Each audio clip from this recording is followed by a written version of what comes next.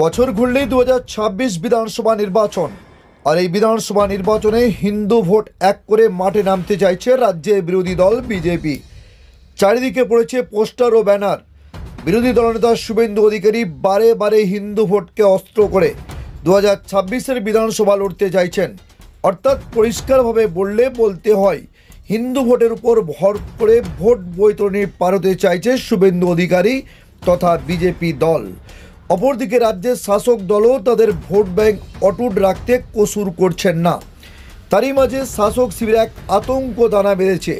তৃণমূলের vote bank সংখ্যালঘু vote, সেই ভোটেও ভাঙনের আশঙ্কা শাসক শিবিরে। উন্নয়নের নিরিখে পিছিয়ে থাকা নেতা নেত্রীদের সঙ্গে থাকবে না সংখ্যালঘুরা, এমনই বার্তা দিলেন মুসলিম ধর্মগুরু তোহা সিদ্দিকী। আজ গোঘাট 2 নম্বর ব্লকের বদনগঞ্জ ফুলুই 2 গ্রাম পঞ্চায়েতের অন্তর্গত বহরাসোল গ্রামে ঈদ উপলক্ষে বস্ত্র বিতরণে এবং বাৎসরিক জলসায় আসেন ফুরপুরা শরীফের পীরজাদা তথা ধর্মগুরু তোহা সিদ্দিকী। এদিন তিনি গোঘাটের বহরাসোলে আরামবাগের সাংসদ মিতালি বাগের কর্মকাণ্ড ও পরিষেবা নিয়েও সংশয় প্রকাশ করেন। যদিও তিনি আগেই রাজ্যের পরিবহন মন্ত্রী তথা জাঙ্গিপাড়ার বিধায়ক স্নেহাশিস চক্রবর্তীর কর্মকাণ্ডে ক্ষোভ প্রকাশ করেছিলেন তোহা সিদ্দিকী। আজ একই সুর শোনা গেল তার গলায়।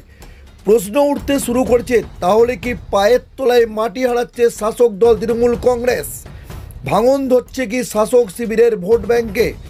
তবে এর পাশাপাশি ধর্মগুরু তোহা সিদ্দিকী সাম্প্রদায়িক দাঙ্গা ছেড়ে সম্প্রীতির বার্তা দেন এবং শিক্ষার আলো ছড়িয়ে দেওয়ার কথাও বলেন।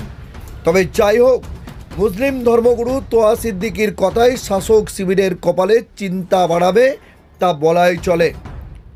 Bureau report, target Bangla news.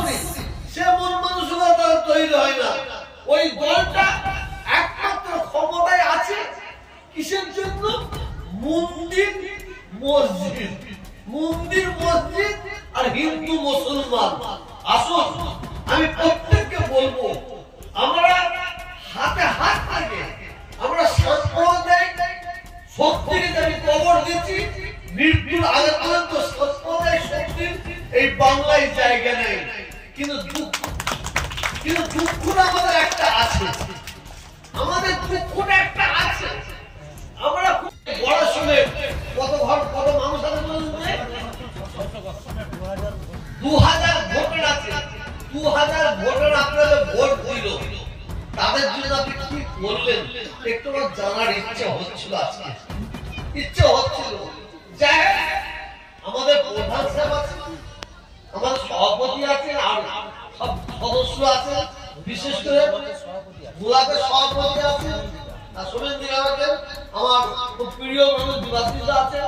আমি ইনাদের কাছে অনুরোধ করে গেলাম, শুধু এই মুসলমান পাড়া বলে নয়, মুসলমান পাড়া বলে নয়, পশ্চিম বাংলার মুখ্যমন্ত্রী মনে রাখবেন, আমি তো উনাকে এই জন্যই ভালোবাসি, কোনো কারণ নাই।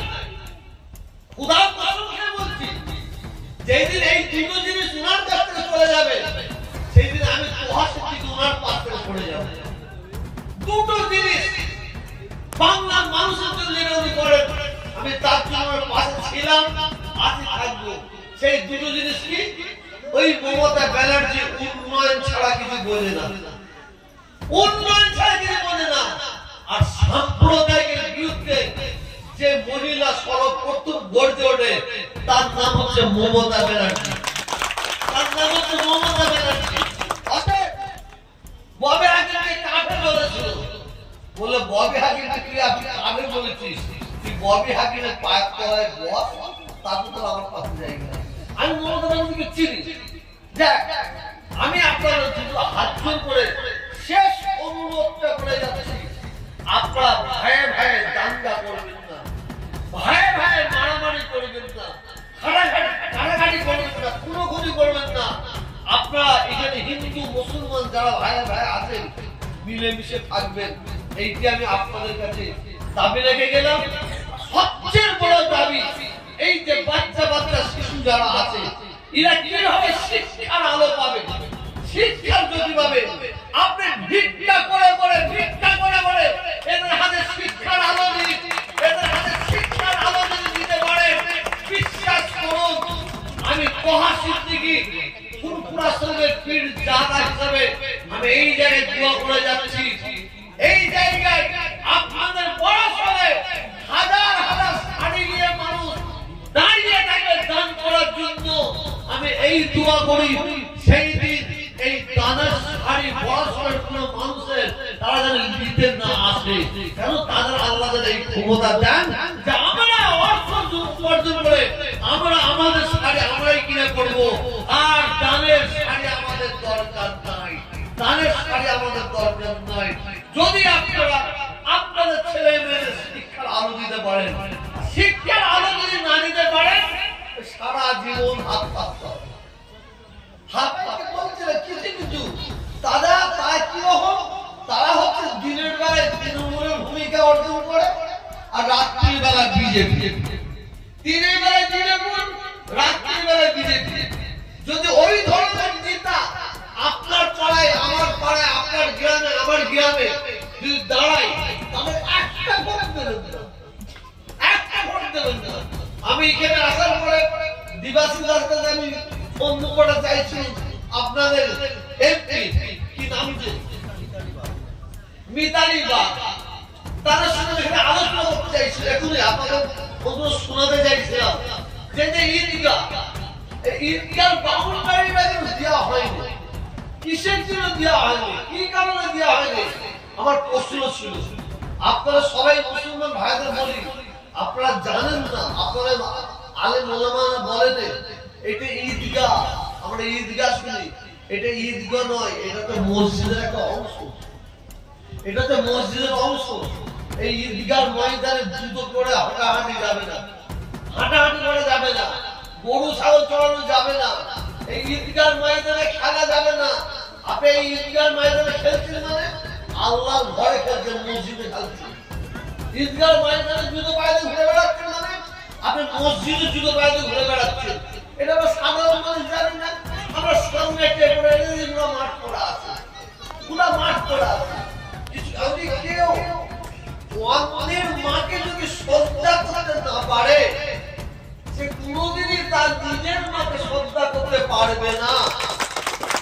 যদি কেউ অন্যের ধর্মকে ভালোবাসতে না পারে সে কোনোদিনই তার নিজের ধর্মকে ভালোবাসতে পারবে না। আজকে এই বস্ত্র নিয়ে বসে আছে, কিন্তু এখানে কে হিন্দু, কে মুসলমান, কে খ্রিস্টান দেখবে না। এখানে দেখবে আমার মা, এখানে দেখবে আমার বাপ, এখানে দেখবে আমার ভাই, এখানে দেখবে আমি যেটা বলেছি খুব গুরুত্বপূর্ণ কথা বলছি। যদি কোন মুসলমান ভিক্ষা চাই তার হাতে 1 টাকার জায়গায় 2 টাকা দিবে। যদি কোন মুসলমান ভিক্ষা চাই তার হাতে 1 টাকার জায়গায় 2 টাকা দিবে। আর যদি কোন হিন্দু ভিক্ষা চাই তার হাতে থুতু ফেলে দিবে। মানে এটা বুঝলেন? কারণ একটা ভিখারির হাতে তো মারে মারে থুতু ফেলেন না, সে ভিক্ষা করা ছেড়ে দিয়ে হাত মুছে নিয়ে সে তখন কাজে লেগে যাবে। সে বলছে না আমাকে খাটতে হবে, আমি হাতে থুতু নিতে পারবো না। আর 1 টাকা দেয় 2 টাকা দিবি মানে ওকে দিয়ে যা, লোকটা বাড়িয়ে যা, বাড়িয়ে যা, বাড়িয়ে যা। ওরা মুসলমান, ওরা হাত পেতে পেতে যা। আমি কে বলবো বুঝতে পারলেন না? আমি কি বলবো বুঝতে পারলেন না? পারেন না? অতএব হিন্দুরা মুসলমান নয়, আমি প্রত্যেককে বলবো আপনারা শিক্ষার আলো নেন। শিক্ষার আলো যদি নিতে পারেন আমাদের আর কারো কাছে দানের হাত পাততে হবে না। আমার পরিবারকে স্বয়ংসম্পূর্ণ করবো আমি। আমি সব শেষে বিশেষ করে প্রথমবার আসিনি, আমি এর আগেও এসেছি। বস্ত্র বিতরণে প্রথমবার আসলাম এবং পবিত্র রমজান মাসে আসলাম। তো আমার দিবাশিস দা এবং প্রধান সাহেব হাসমুদ ভাই এনাদের উদ্যোগে আজকে বিরাট একটা অনুষ্ঠান, রাত্রে জলসা হবে। এই জায়গাটা যে কি বলবো আপনাকে, এটা হচ্ছে আমাদের হৃদয়ের জায়গা, কথা বলেন না, এটা আমাদের মনের জায়গা। ফুরফুরার পীর আবু বকর সিদ্দিক রহমাতুল্লাহ আলাইহি এবং তার 5 সুযোগ্য সন্তান এবং আমাদের মানে এই এলাকার মানুষ যে মানে কতটা ভালোবাসে আমি মুখে বলতে পারবো না। এতে ঘরে যদি আমি যদি এখনই বলি ছেলে মেয়ে যে হাজার হাজার দাঁড়িয়ে থাকছে আমার জন্য তোমরা জান দিয়ে দিতে পারবে, মুখে নাই এরা জান দিয়ে দেখিয়ে দিতে পারবে। এমন একটা জায়গা, মানে এই এলাকার মানুষ হচ্ছে ফুরফুরা শরীফের বিলাং সাপোর্টার, বিলাং ভক্ত, কথা বুঝেছেন না? তো এই জায়গায় এসে আমি খুব আনন্দ পেয়েছি। বহুদিন আগে এসেছিলাম, এরা প্রতি বছর যায় আমাকে বলার জন্য, তো আমি আসতে পারিনি, আজকে এসেছি। তো এখানে এসে একটাই বার্তা দিয়ে যাচ্ছি, প্রত্যেকটা এই জায়গার নাম ভুলে গেছি, বড়াসরের প্রত্যেকটা মানুষকে মা বোনদের বলবো আপনারা নামাজ পড়ুন, শরীয়ত অনুযায়ী চলুন, দিন অনুযায়ী চলুন, আর জাতি ধর্ম বর্ণ নির্বিশেষে মিলেমিশে থাকবেন। কেন অসৎ চরিত্র রাজনীতির নেতারা তারা সবসময় হিন্দু মুসলমানের মধ্যে দাঙ্গা লাগাবার চেষ্টা করবে, ওরা যেন সাকসেস না হতে পারে, এটা আমার দাবি থাকবে। আর আমার দিবাসী ভাই আছেন, প্রধান ভাই আছেন, বিশেষ করে আমি এনাদেরকে অনুরোধ করে গেলাম, এই এলাকার এমপি তার কাছে আমি অনুরোধ করে গেলাম, এখানে মানুষের বহুত আক্ষেপ আছে, এমপিকে অনেক কথা বলছে, এমপি উনি ধরনের বলছে, আমি এমপি সাহেবকে বলবো এই বড়াশোল এলাকাটা খুব গরিব এলাকা আছে, মানুষের জন্য দেখার জন্য, বিশেষ করে এখানে একটা ঈদগাহ আছে, এই ঈদগাহটা পুরো খোলা ঘিরার জন্য বলছে, যাতে আমিও তাদের সঙ্গে আমিও অনুরোধ করছি এই পবিত্র জায়গাটা যাতে গরু ছাগল না উঠতে পারে সেই ব্যবস্থা করার জন্য। যখন ধর্ম নিয়ে বিভিন্ন জায়গাতে পোস্টার নিয়ে রাজ্য রাজনীতি সরগরম, সেখানে আপনি আসছেন বারবার, দেবাশিস একজন হিন্দু ভাই আপনাকে আমন্ত্রণ করে, যেটা সম্প্রীতির বার্তা। শোনেন, বাংলার মাটি সম্প্রীতির মাটি, বাংলার সম্প্রীতিটা জন্য আপনি ওই ব্যক্তিকে আপনি ফ্যাসিলিটি দেবেন না। বাংলার সম্প্রীতির মাটি তৈরি করেছে কে? মমতা ব্যানার্জি নয়, আর সোমেন মিত্র নয়। এই বাংলার সম্প্রীতির মাটি তৈরি করেছে পীর আবু বকর সিদ্দিক রহমাতুল্লাহ আলাইহি, কথা বলছেন না, হযরত শাহ ফাতেহ আলী শাহ রহমাতুল্লাহ আলাইহি, নজরুল ইসলাম, রবীন্দ্রনাথ ঠাকুর, হ্যাঁ, রামকৃষ্ণজি, স্বামী বিবেকানন্দজি, ইনারা বাংলার মাটি তৈরি করেছে। অতএব এই বাংলার সম্প্রীতির মাটিতে যদি কেউ উল্টো পাল্টা করে, বাংলার মানুষ তাদের জ্যান্ত কবর দিয়ে দেখিয়ে দেবে। বাংলার সাম্প্রদায়িক কোনো জায়গা নেই। আমরা হিন্দু মুসলমান, আমরা বুকে বুকে মিলেমিশে ছিলাম, থাকবো।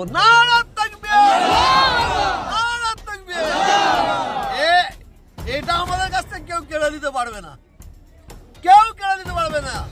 শোনেন, আমাদের বাড়ি গাড়ি সম্পত্তি কেড়ে নেবে, কিন্তু হৃদয়ের টান কেউ কাটতে পারবে না। ঠিক বললাম না ভুল? চলো। পকেটে পয়সা নেই, ফোন কিনবেন ভাবছেন, চিন্তার কোনো কারণ নেই। 0% ইন্টারেস্টে ফোন কেনার সুবর্ণ সুযোগ। কোথায়? কামারপুকুরের বুকে একমাত্র বিশ্বস্ত নির্ভরযোগ্য মোবাইলের দোকান অহনা মোবাইল। হ্যাঁ, অহনা মোবাইল। সব থেকে কম দামে 5G স্মার্টফোন পাবেন আমাদের শোরুমে। ফ্লিপকার্ট, অ্যামাজনের থেকে সেরা ডিসকাউন্টে মোবাইল মানেই অহনা মোবাইল। আমাদের এখানে পাবেন Redmi, Realme, Oppo, Vivo, Samsung, OnePlus, Infinix সহ বিভিন্ন ধরনের হ্যান্ডসেটের বিপুল সম্ভার। এছাড়া সব থেকে বেশি দামে এক্সচেঞ্জ অফার, পুরনো মোবাইলের পরিবর্তে নতুন মোবাইল কেনার সুযোগ। বাজাজ, এইচডিবি, টিভিএসে 0% ইন্টারেস্টে ফোন কেনার সুবর্ণ সুযোগ। আমাদের ঠিকানাটি হলো কামারপুকুর চটি, ঘাটাল রোড, হুগলি।